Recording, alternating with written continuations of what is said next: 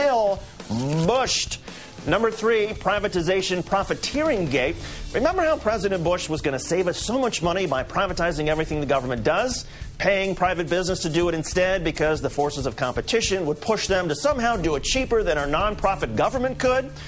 Well, at a hearing today, the comptroller for the Defense Department testified both that the growth in defense spending outpaced inflation and that President Obama will be able to cut Pentagon spending because outsourcing Pentagon jobs to contractors ended up being more expensive than doing it themselves, which they will now start doing. But then, why would Mr. Bush have given all those contracts to his defense industry donors? Number 2, helping Iran gate. Remember how President Bush was going to deal Iran a crippling blow by removing the single greatest threat on its border, Saddam Hussein?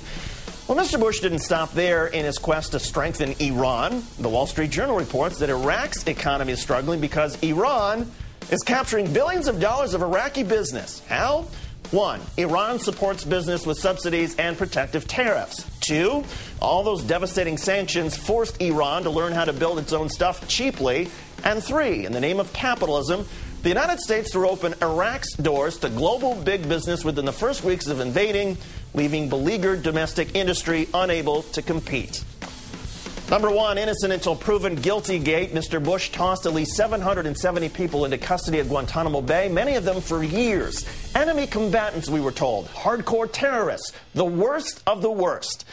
In a damning revelation posted on the WashingtonNote.com, Larry Wilkerson, former chief of staff to Secretary of State Colin Powell, claims that, quote, many of the detainees were innocent of any substantial wrongdoing, unquote, and that top U.S. officials knew it, didn't care, because interrogating them could still yield useful information about where they lived, because holding them forever perpetuated the political benefits of endless war.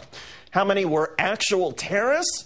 Wilkerson says the undisputed ringleaders and their companions comprise, quote, clearly no more than a dozen or two of the detainees. 24 men. American principles sacrificed. America's image stained to hold 24 men. Meaning the United States kidnapped, detained, and denied due process to at least 756 innocent people. Larry Wilkerson will appear on the Rachel Maddow Show following this program. We await the appearance of Bush, Cheney, Rumsfeld before an appropriate court of law.